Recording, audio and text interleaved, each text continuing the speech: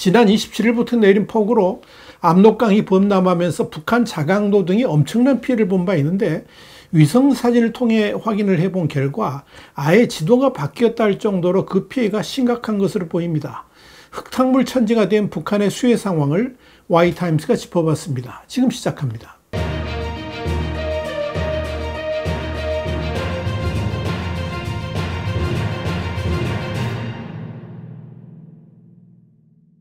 자유아시아 방송 RFA는 현지 시간으로 31일 홍수 피해 지역에 대한 미국 상업위성 플래닛랩스의 29일 촬영 유성사진을 보면 도로가 침수되어 마을이 고립되고 주택과 농경지들이 물에 잠기는 피해를 봤다. 그러면서 지난 7월 22일 위성사진과 비교를 해보면 이번 호우 피해가 얼마나 큰지 그대로 드러난다. 이렇게 보도를 했습니다.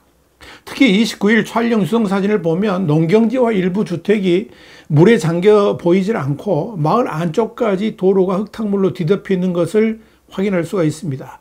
RFA는 이와 관련해서 29일 촬영된 자강도 중강군 장성리는 이 압록강이 범람하면서 농경지 상당수가 물에 잠겨 있는데 그 피해는 상당할 것으로 보인다 그러면서 자강도 증강읍의 상황은 더욱 심각하다 이렇게 전했습니다. RFA에 따르면 증강읍의 경우에 강물이 넘쳐나서 마을 전체가 고립되면서 마치 섬인 것 같은 모습을 보이고 있는데, 농지가 흙탕물로 뒤덮여 있는 지역은 나중에 복구하기도 힘들 것으로 보인다 이렇게 전했습니다. 이에 대해서 우리 통일부도 북한이 전력과 통신복구, 의약품 마련 사업을 언급한 것을 봤을 때 상당한 피해가 있는 것으로 보인다라고 밝혔습니다.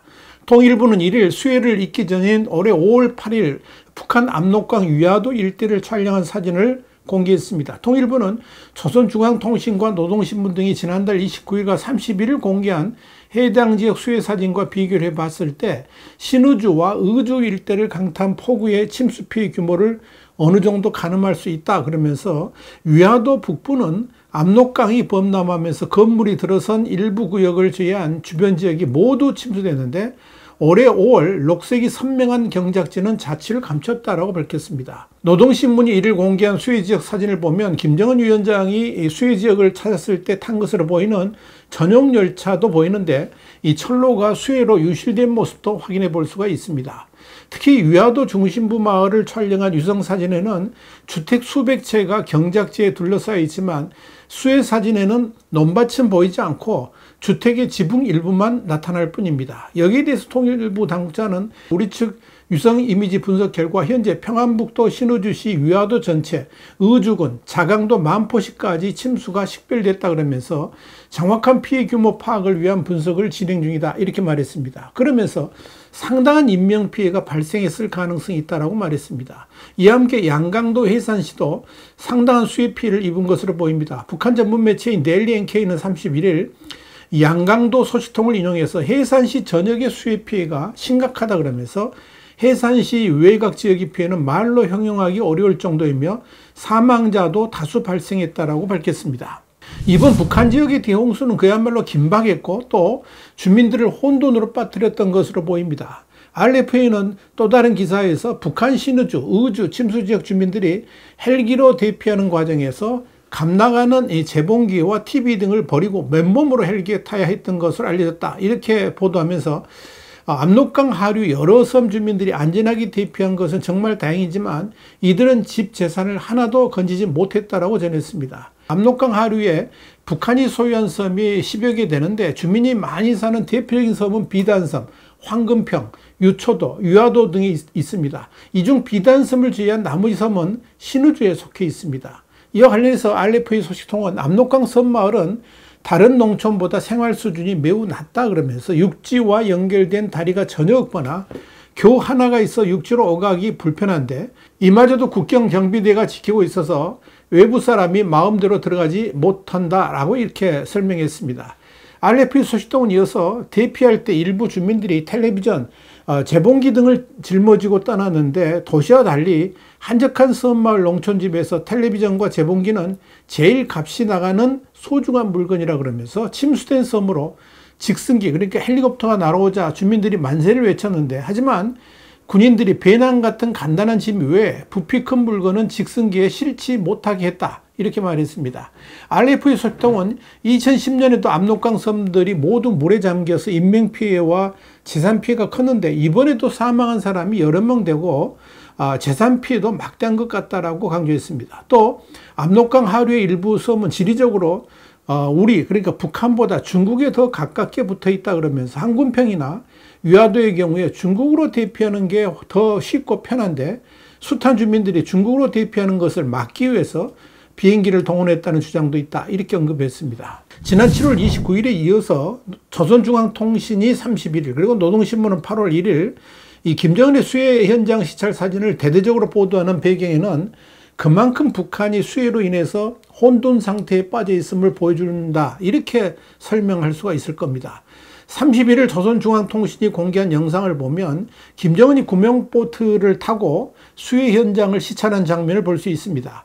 김정은이 탄 보트는 강처럼 변한 도로를 지나가는데 물살 때문에 이제 보트가 크게 출렁이었고 이내 가로수를 향해서 직진을 했습니다.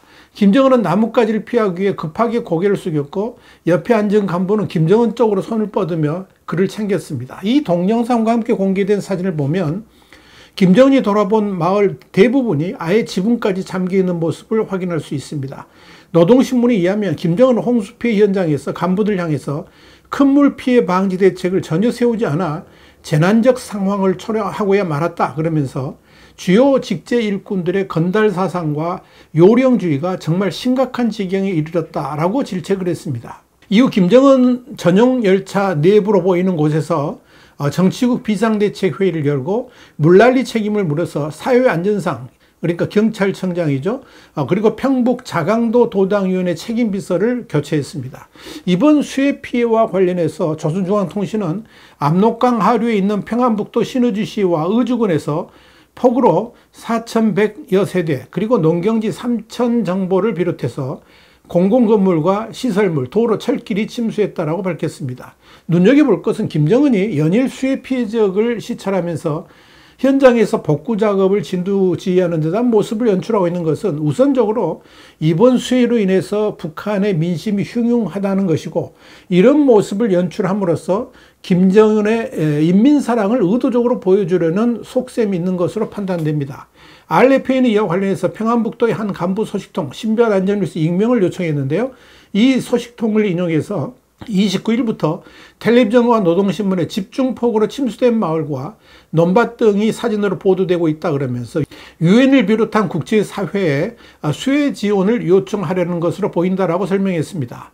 RFA 소식통은 특히 압록강 하류에 자리한 신의주시와 의주군에서만 4,100여 세대의 산림집과 3,000 정보 그러니까 900만 평의 농경지가 침수되었다고 숫자로 밝힌 것은 이 수해 지원금 규모를 유엔에 알리려는 목적으로 보인다라고 말을 했습니다. 북한은 2011년 평안북도 신의주에 수해가 났을 때와 2016년 함경북도 회령시와 무산군, 연사군에서 수해가 났을 때도 홍수로 인한 인명피해와 산림집 피해 등을 숫자로 제시하면서 유엔에 수해 지원을 요청한 바 있습니다.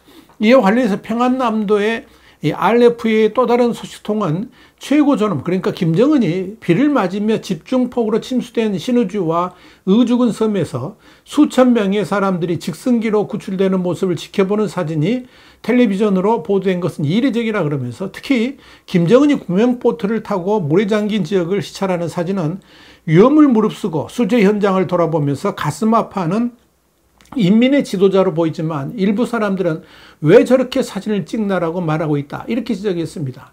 이 소식통 그러면서 만성적인 식량난과 조직생활 통제가 지속되며 부각되는 주민들의 민심 위반을 막기 위해서 김정은 총비서가 수해 현장을 이용해 인민의 모습을 연출하려 한다 이렇게 주장했습니다. 그러면서 그는 인민들이 큰 물로 피해를 본 것이 안타까우면 국가 예산으로 미리 강둑을 쌌으면 될 게 아니냐 그러면서 앞으로 수해복구 자금도 주민 세부담으로 부과될 게 뻔하지 않나 이렇게 반문했습니다. 한편 2018년 함경북도 회령에서 탈북한 김옥 씨는 31일 RFA에 2016년 회령시에서 홍수로 수백 명의 사망자가 나는 등 피해가 컸던 원인 중 하나는 그해 그러니까 2016년 일제시대에 건설된 두만강 뚝을 허물기만 하고 공사를 안 하고 있다가 홍수로 두만강이 불어나자 서두수 발전소 관문을 열면서 살림집을 덮쳤기 때문이라 그러면서 핵과 미사일 개발에 사용되는 외화의 일부만 투자돼도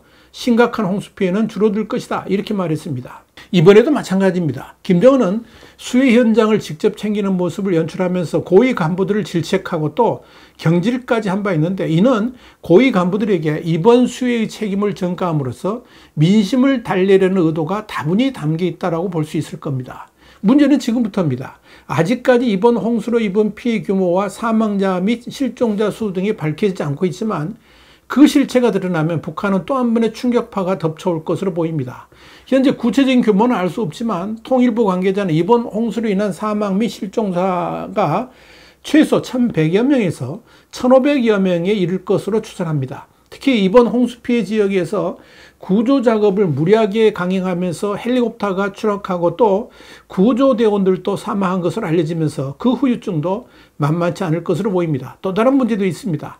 북한의 남서쪽 항구인 남포에 이어서 신의주가 두 번째로 중요한 무역 항구인데, 이번 홍수로 인해서 북한의 무역에도 상당한 후폭풍이 있을 것으로 예상됩니다. 한편 이를 오전만 해도 통일부 당국자가 북한 수해 관련해서 지원 의사가 아직 없다라고 밝혔지만 오후에 북한의 피해 복구 등을 위한 물자를 지원하겠다는 의사를 밝혔습니다. 남북협력기금을 이용해서 대한적십자사를 통해 지원하는 방식인데, 다만 북한이 이에 호응할지는 미지수입니다. 와이타임스 국제정세 분석의 주북이었습니다. 감사합니다.